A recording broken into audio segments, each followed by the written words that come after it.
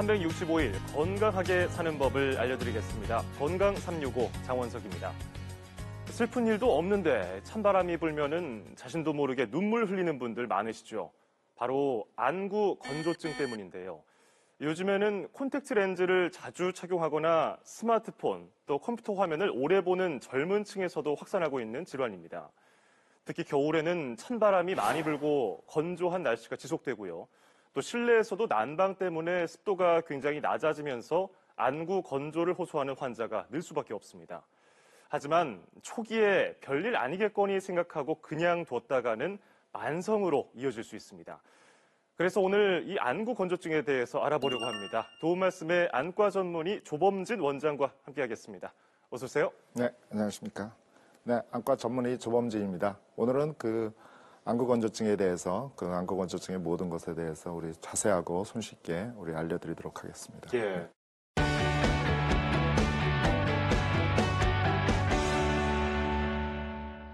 요즘에 사무실에서 네. 인공 눈물 있는 사람 하면은 손드는 사람이 많아요. 네, 예. 그 정도로 이 현대인들에게 안구 건조증이 굉장히 흔한 질환이 된 게 아닌가 생각이 드는데요. 네, 예. 안구 건조증의 원인, 건조한 실내 공기 그리고 바깥 날씨 이런 게 영향이 되겠죠. 당연히 굉장히 그렇죠. 우리 눈의 표면에 안구 눈물막이 있는데 예. 아주 얇은 막이 있는데 그게 이제 밖이 건조해지면 주변 환경이 건조해지면 그만큼 빨리 마르는 거니까 절대적으로 그 주변 환경하고도 큰 영향이 있고 또 본인들이 이제 사무실에서는 이제 영상기기 같은 것들을 많이 보기 때문에 이제 깜빡거리지 않는다든가 이런 것들이 많이 또 영향이 있겠습니다. 예.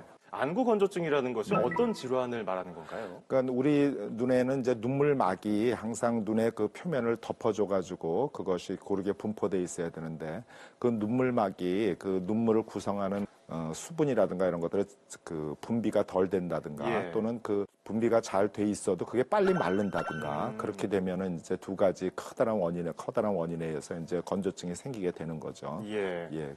눈물 양이 부족해지거나 눈물 그렇죠. 빨리 성분도 마른다거나 좀 달라질 수가 있나요? 그렇죠. 성분의 이제 어떤 변화라든가 이게 눈물이라는 것이 이제 단백질하고 물과 그다음에 지방층으로 이루어졌는데 그러한 어느 정도 일정한 균형을 이루어야 되는데 그런 것들의 불균형이 있다든가 또는 거기에 이제 여러 가지 전해질이라든가 이런 것들도 많이 떠다니고 균을 막아주는 그러한 항균 물질, 단백질 같은 것들도 떠다녀야 되는데 그런 것들의 어떤 몸의 질병이라든가 이런 것 때문에 변화가 있다든가 또는 잘못 약을 넣는다든가 렌즈라든가 이런 것들의 원인에 의해서 그다음에 주변 환경에 있어서 빨리 수분이 증발한다든가 그러면 이제 그런 것들이 이제 건조증 증상을 유발하게 되는 거죠. 네, 예. 근데 또 환경 기사를 보면요. 네, 예. 오존 농도에 따라서 호흡기 질환이 발생하고 발생하지 않고 이런 내용은 있었는데 네, 예. 오존이 눈에도 영향을 준다는 얘기가 그게 있더라고요. 우리나라에서도 국민영양조사에서도 우리 발표 증거에 의하면 이제 오존이라든가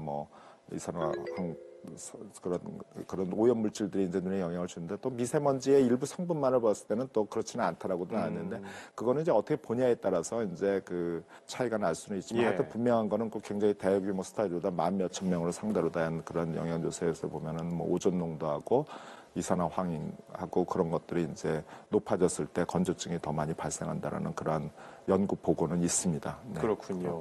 저 예전에 운동할 때 불편해서 안경 대신 렌즈를 끼곤 했거든요. 네, 예, 아침부터 저녁까지 끼면은 저녁 때는 죽을 맛이에요. 아주 네, 퍽퍽해서. 예, 그렇죠. 어떻습니까? 이런 행동들은 눈 건강에 굉장히 안 좋은 굉장히 거겠죠? 안 좋죠. 콘택트 렌즈가 눈에 건조증도 많이 여러 가지 원인으로 많이 일으킵니다. 이제 렌즈를 끼게 되면 그 밑에 이제 눈물층에 여러 가지 단백질이라든가 이물질 같은 것들도 쌓일 수 있고 그다음에 렌즈가 이제 하나의 장벽이 돼가지고 산소 투과성을 눈을 호흡을 하지 못하게 하는 거기 때문에 그래서 이제 여러 가지 오래 끼신 분들 보면 막 주변에 혈관도 자라들어 있고 그다음에 렌즈로 인해서 균들이 거기 가서 붙으면서 또 그것들이 눈의 장벽을 파괴해가지고 여러 가지 염증도 일으킬 수 있고 또 렌즈를 끼면서 또 여러 가지 지방샘들도 파괴돼가지고 지방 분비를 떨어뜨린다든가 이럴 수도 있고 아주 여러 가지 그다음에 염증도 일으키고 아주 렌즈 때문에 사실은 안과에 굉장히 많은 환자들이 오죠. 그렇죠. 근데 그 중에서도 특히 아주 정품화된 좋은 렌즈들도 그럴 수 있는데 그런 것보다도 상대적으로 이제 굉장히 칼라 렌즈라든가 칼라 렌즈 싸게 이렇게 안경점에서 그냥 준다든가 그래가지고 그런 걸 쓰다가 보면 아주 정말 여러 가지 실명하는 경우도 있습니다. 실질적으로. 그렇군요. 굉장히 렌즈는 조심해야 됩니다. 예, 제가 뭐 아침부터 저녁까지 쓰고 저녁 때는 술까지 마셨거든요. 아주 그냥 그거는 제가 완전히 눈에 완전히 콘택트 렌즈를 자해미하는 거죠. 예, 굉장히 안 좋겠었군요. 그렇죠. 콘택트 렌즈 조심해서 써야겠습니다. 아주 조심해야 돼요. 저처럼만 안 쓰면 될 것 같아요. 아이고 아주 아주 조심해야 될 것 그렇군요. 같습니다. 안구 건조증이 심한 경우에는 시력이 좀 떨어지는 그렇죠, 경우도 있다고 그렇죠, 하던데요. 그렇죠. 이건 어떤 얘기인가요? 좀 무서운데요. 많이 떨어지는 경우도 있습니다. 아까 말씀드린 대로 4단계 정도 갈 때는 거의 뭐 눈도 못 뜨시고 뭐 예. 그런 경우는 손상벽도 많으니까 제가 저한테 많이 다니시는 분 중에서 그냥 너무 심해가지고 사실은 이미 뭐 염증도 앓으셔가지고 시력이 뭐 옛날에 젊었을 때 1.0 나오던 눈이 지금 뭐 0.1도 안 나오고 뭐 그래서 그쪽 눈은 아프지만 않게 그냥 이렇게 보호 렌즈만 끼시고 이렇게 다니시는 분들도 있고요. 예. 그다음에 뭐 심한 경우에 그런 식으로까지 시력까지도 떨어져가지고 그러는 경우도 점점 많아지고 있습니다. 사실 예. 이제 점점 고령화됨에 따라서. 그러니까 안구 건조증을 그냥 방치할 경우에는 시력까지 떨어질 수 있다는 점을 그렇죠. 유념해 주셔야겠네요. 자, 근데 말씀 듣다 보니까 아까부터 참 말이 안 맞는 것 같은 얘기가 있어서 여쭤보려고 하는데요. 눈 안구 건조증이라는 것이 눈물이 좀 적어지고 눈물 성분의 균형이 깨지면서 생긴다고 말씀하셨는데 아까 어르신들 눈물 많이 흘린다고 하면은 눈에 눈물이 많아서 그런 거 아닙니까? 근데 왜 눈물이 많은데도 안구 건조증이라고 하죠? 그러니까는 그 건조증의 그 원인이 이제 그 눈물층에 뭐 분비 부족이라든가 또는 빨리 깨져가지고 이제 자극 때문에 도리어 눈물이 빨리 많이 나오는 거죠. 반사작용에 의해서. 예. 그러니까 제가 그냥 저도 환자들한테 꼭 물어보시면 제가 얘기를 하는데, 우리가 좋은 윤활유가 있으면 기계에다가 뭐 윤활유 딱 한 번만 넣고 오래 가는데 이게 아주 나쁜 윤활유밖에 없으면 많이 보여야 되지 않냐, 수시로. 하도 그게 그렇듯이 우리 눈에서도 자기 증상이 있으니까 이게 반사작용해서 자꾸 눈물을 흘러내려 보내니까 많이 나오는 거다. 한 가지 그게 큰 원인이 있고요. 두 번째로는 나이 드셔서 또 눈물이 많이 나오는 거에는 그 건조증 외에 눈물 내려가는 눈물이라는 게 눈에서부터 코로 내려가게 돼 있거든요. 그래서 우리가 막 울다 보면 코 푸는 이유가 사실은 그건 반 이상이 다 눈물이거든요. 그런데 이게 그 내려가는 그 길이 그걸 비루관이라고 그러는데 코 B자에다가 눈물 누자 써가지고 코로 다 뚫려 있는데 거기가 이제 좁아집니다. 그게. 그래가지고 되게 나이가 들면 좁아지시기 때문에 그 막혀서 또 눈물이 나오시는 경우도 있죠. 근데 그런 것들이 건조증이 있으면 자극이 되니까 아까 더 눈물은 많이 흘러나오면서 밑으로 내려가는 거는 하수구는 막혀 있으니까 더 많이 나오고 겨울철엔 특히 더하죠. 그게. 왜냐면 근육 수축으로 인해서 그게 더 좁아지고 자극은 돼가지고 눈물은 더 많이 흘리고 그러니까 비는 더 많이 오는데 하수구는 좁아들고 그러니까 겨울철에 더 또 눈물이 많이 나오신다고 그러는 것도 많죠. 그렇군요. 어르신들이 나이 들면 눈물이 많아져 하는 게 혹시 그 안구 건조증도 있으시고 때문에 눈물 내려가는 길도 좀 좁아지고 이런 것들이 복합적으로 많이들 관여하는 거죠. 이게 눈물이 많고 적은 게 중요한 게 아니라 적당한 양의 눈물 성분이 균형이 있는 균형 있는 게 아주 질이 굉장히 중요한 거죠. 자, 안구 건조증에 대해서 여러 가지 알아보고 있는데 근데 정작 지금 원장님하고 제가 있는 이 스튜디오도 많이 건조한 것 같지 않으세요? 그러신 것 같아요. 지금 우리 어른들 약간 충혈도 되시는 것 그래요? 같은데 눈도. 그래서 제가 항상 이 인공 눈물을 준비하고 다니는데 이 인공 눈물로 안구 건조를 좀 치료할 수 있진 않을까요? 그렇죠. 이게 이제 눈에 건조증이 생기면 눈이 여러 가지 손상을 받아가지고 저희가 진찰을 해보면 막 우리가 피부가 들고 일어난 것처럼 막 손상도 되고 정상이 아닌 손상을 받아 있거든요. 그럴 경우에 이제 인공 눈물약을 넣으면은 그런 것들은 많이 좋아지죠. 그렇지만 근본적인 치료는 그 환경을 바꿔줘야죠. 그리고 자기의 생활 습관 같은 거 뭐 너무 영상기기를 많이 보지 않는다든가 또는 뭐 스마트폰 같은 거 너무 쓸데없이 많이 보지 않는다든가 또는 뭐 주변에 좀 가습기 같은 거 좀 틀어놓는다든가 눈을 좀 자주 의식적으로라도 깜빡거려 준다든가 그런 것들 이런 것들이 굉장히 중요하죠. 그래서 저도 뻑뻑할 때마다 한 방울씩 넣곤 하는데 근데 이거 많이 쓰시는 분들이 이거 계속 넣으면은 오히려 많아져서 또 과유불급 아니냐 이런 얘기도 있던데요. 그게 어디서 그런지 저한테도 와서 이것도 많이 들으면 중독성 생겨가지고 뭐 이러시는 분들이 굉장히 많아요. 그래서 어느 저희 안과 학회에서도 저희 전체 회원들이 모이는 학회에서도 누가 그 안과에 있으면 누가 그런 얘기했더니 아무도 한 얘기 없대요. 다 그런 얘기를 듣는데요. 그래서 그걸 왜 그럴까 하는데 충분히 그럴 만하게 걱정하시는 거는 사실인데 저는 그래서 그런 경우에 이게 화장품을 좋은 거를 많이 쓰면은 그게 그분인 그분하고 그런 영화배우 피부 좋은 제품하고 생전 그런 걸 안 바른 그 시골의 할머니들하고 누가 피부가 더 좋으시겠냐 이렇게 비유를 하면 또 잘 들으시는 것 같아서 그냥 그거 걱정하지 마시고 본인이 그 진찰을 받고 써야 될 필요가 있으면 그 의사의 지시하에서 쓰는 거는 뭐 도리어 치유 기능이 있는 거고 그렇게 안 하면 더 나빠지는 거니까. 뭐 네, 의사의 그 지시사항에 따라서 네, 예, 알맞게 네, 쓰는 예. 것은 네, 괜찮겠다. 예. 네, 예. 이런 인공 눈물이야 요즘에 대중화가 됐지만 네, 예전에는 식염수로 안구 세척 많이 하셨잖아요. 많이들 하셨죠. 그 안구 건조 있는 분들 이 인공 눈물하고 네. 식염수 같이 써도 될까요? 그거는 저는 뭐 전문의 입장에서 전혀 권하지는 않습니다. 그 모든 전문의들은 다 그렇게 생각하고 있습니다. 왜냐하면 그 이 눈물이라는 거는 우리가 눈물 성분에 그 눈의 그 표면을 잘 그 오래 머무르게 하기 위해서 우리나라에서 히알루로닉 계통하고 미국 쪽에서는 이제 카복실마스라는 그 약간 점도가 있어가지고 이렇게 표면에 이렇게 오래 머무를 수 있게 하는 건데 그러면서 그걸 무균화시키는 건데 이 생리 식염수라든가 이런 것들은 대개들 사용하는 그 방법이 뭐 500cc짜리 사다가 거기다 뭐 타가지고 그거를 뭐 며칠씩도 쓰고 그러면 그 안에 맞아요. 분명히 균도 많이 자라고요. 그것 자체가 이제 넣을 때는 굉장히 시원해요. 물이기 때문에. 그렇죠. 소금물이기 때문에. 근데 도리어 눈에 머물러 있는 우리가 눈은 아까도 말씀드렸지만 그냥 물이 아니거든요. 눈물이라는 게. 중요한 세 가지 성분 지방과 단백질과 수성층 물이 있는데 그 물 안에는 굉장히 많은 전해질들이 떠다니고 있고 그다음에 항균 물질들이 있고 그런 것들을 그나마 좀 부족하고 균형은 깨져 있지만 그래도 자기 께 있는 거를 씻어내 그냥 확 워시아웃을 시키는 거기 때문에 도리어 더 안 좋은 겁니다. 느끼기에는 굉장히 뭐 시원할지는 몰라도 그거는 전혀 권하지 않고 있습니다. 그러니까 안구 건조증이 있는 분들은 식염수는 좀 피해라. 건조뿐만 아니라 뭐 저기서도 그냥 눈물약 사용하시는 게 좋습니다. 그렇군요. 그러면은 예방 수칙 몇 가지 있을까요? 어떤 점을 조심하면 좋을까요? 그렇죠. 뭐 젊은 층에서는 특히 영상기기 많이 보고 스마트폰 많이 보시는 분들은 저는 좀 스마트폰 기기 좀 조금만 보라고 꼭 필요한 것만 보시고 가급적이면 우리가 눈이 나빠지게 하는 것도 가까이 보는 것도 많이 영향이 있고 또 가까이 영상기기로 보면 눈을 깜빡이지 않기 때문에 건조증도 많이 유발되니까 좀 멀리 하늘도 좀 보고 먼 것도 좀 보고 그렇게 하시라고 저기 해드리고 나이 드신 분들 같은 경우에는 이제 바람 같은 거를 좀 이렇게 건조 증상을 많이 느끼시고 그러면 외출가 시에 뭐 좀 태가 큰 보안경이라든가 이런 것들을 쓰면은 이렇게 바람을 막아주기 때문에 좀 훨씬 나을 수 있고요. 우리 생활 습관도 굉장히 중요합니다. 뭐 잠을 많이 못 잔다든가, 뭐 불규칙한 생활을 한다든가, 영양 상태에 있어서도 좋은 음식을 사실은 많이 드시는 것도 굉장히 중요하고, 그 다음에 나쁜 약 같은 거, 괜히 쓸데없이 이런 약 같은 거 뭐 좋아해서 그냥 막 먹거나 이러는 것도 안 좋고, 술이라든가 담배 이런 것도 굉장히 안 좋고요. 그러니까.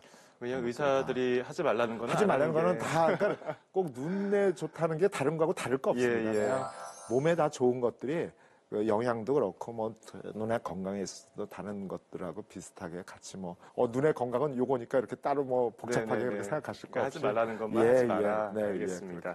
자, 이번에는 시청자 여러분들이 좀 궁금해할 만한 사항들을 정리를 해봤는데요. 몇 가지 살펴보겠습니다. 먼저 라식, 라섹을 하면은 건조해진다. 이 시력을 좀 좋게 해주려고 안경 불편하니까 수술 많이 하시는데 어떤가요? 건조해지나요? 분명히 많이 건조해집니다. 라식, 라섹, 뭐 나이 들어서 하는 백내장 수술, 모든 수술 같은 것들이 굉장히 건조증을 많이 유발하죠. 근데 다른 수술들은 되게 나이 들어서 하시니까 뭐 원래 건조증이 있을 수도 있고 그래서 충분히 그럴 수 있는데 라식, 라섹은 젊은 사람들이 하는데 이게 뭐 건조증이 굉장히 심해지는 사람도 꽤 많이 있거든요.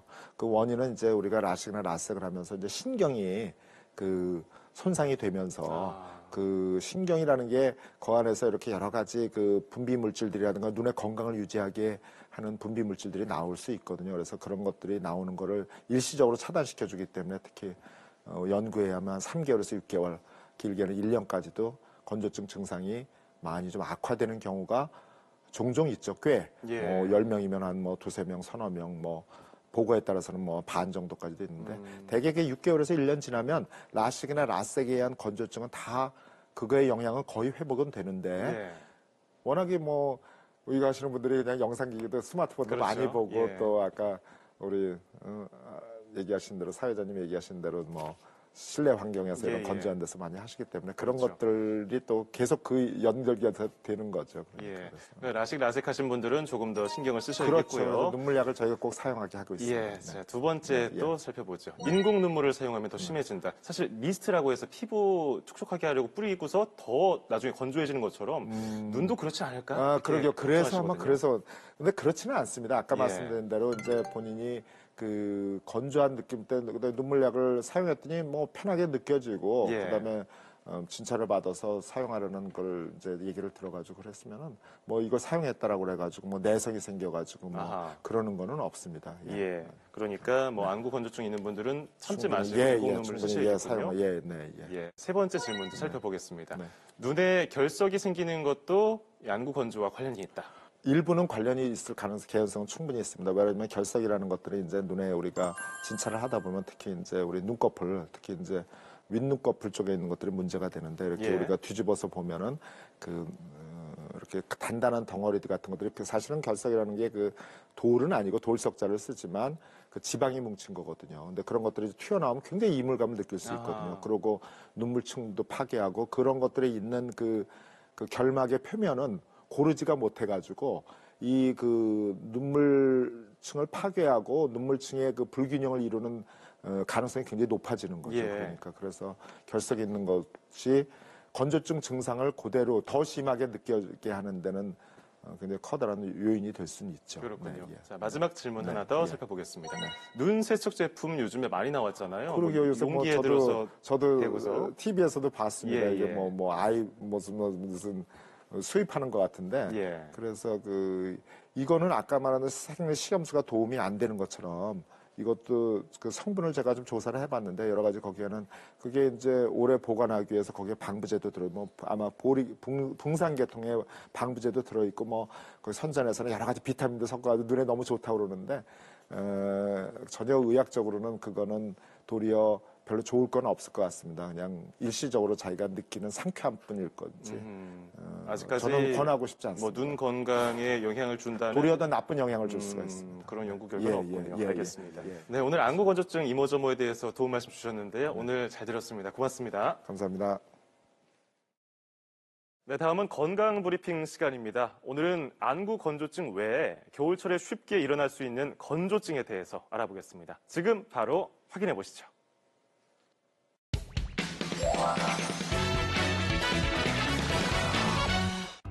안녕하세요. 건강브리핑의 배지영입니다. 겨울은 대기 속 수분이 40에서 50%로 상당히 낮기 때문에 몸속 수분이 대기 중으로 이동하기 쉽습니다. 그래서 눈뿐 아니라 피부와 코, 입까지 건조증이 생기기 쉬운데요. 오늘은 눈 외에 겨울철 쉽게 일어날 수 있는 건조증에 대해 알아보겠습니다. 우선 피부 건조증을 호소하시는 분들이 가장 많으실 듯한데요. 겨울철에는 우선 샤워를 너무 자주 하지 않나 체크해 봐야 합니다. 피부 수분을 뺏기지 않도록 하는 천연 보호막 성분이 대부분 수용성인데요. 이 성분은 물이나 샤워비누에 잘 녹습니다. 그래서 샤워를 하면 이 성분이 자꾸 없어지기 때문에 샤워가 오히려 건조증을 악화시키게 되는 건데요.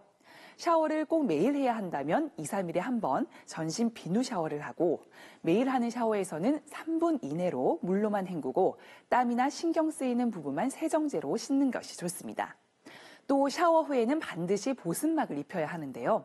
보습제를 바로 바르지 않으면 샤워 전보다 수분이 더 많이 뺏긴 상태가 되기 때문에 물기를 닦자마자 3분 내로 빨리 보습제를 발라주는 게 좋습니다. 그리고 겨울철에는 때를 벗기지 않는 게 좋습니다. 이 경우 각질층이 인위적으로 없애지기 때문에 건조증이 더 악화되는 요인이 된다고 합니다.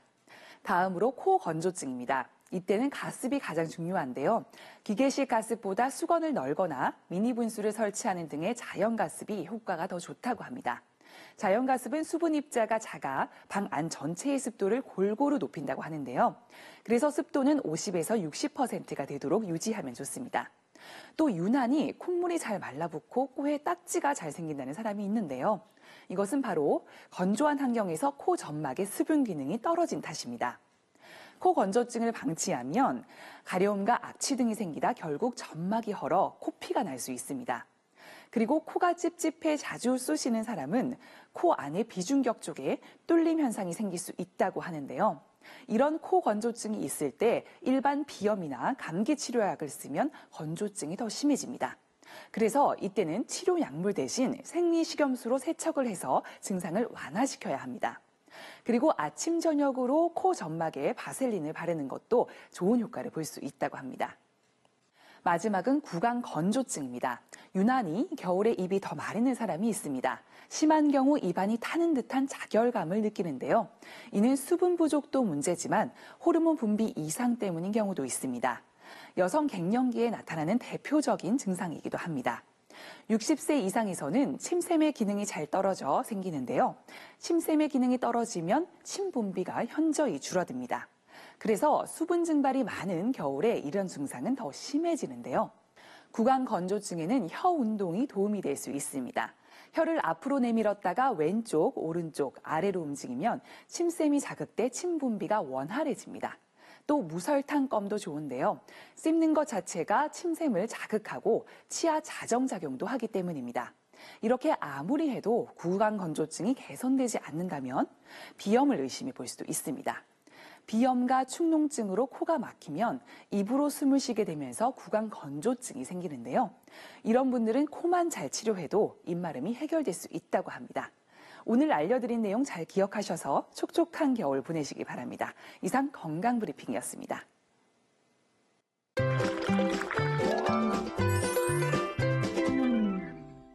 안녕하세요. 요리연구가 양향자입니다. 겨울에는 건조한 피부뿐만 아니라 눈 건강에도 각별히 신경을 써야 하는 시기입니다. 눈에 좋은 음식하면 바로 당근이 떠오르실 텐데요. 그래서 오늘은 당근을 가지고 맛있는 시나몬 머핀을 만들어 보겠습니다.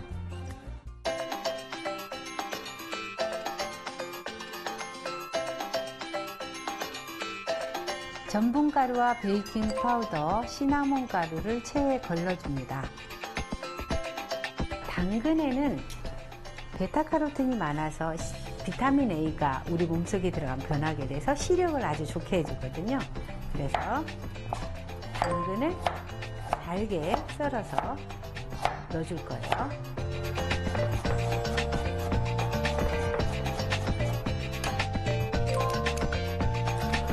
핑기가 없을 때는 한쪽 방향으로 계속 저어주시면 되겠어요. 달걀에 약간의 설탕과 소금, 우유, 녹힌 버터를 넣어주세요.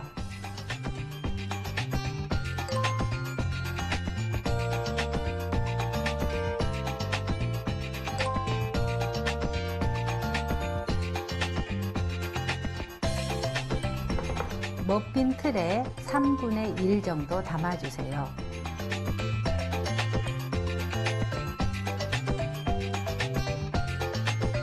호두도 함께 곁들여 줍니다.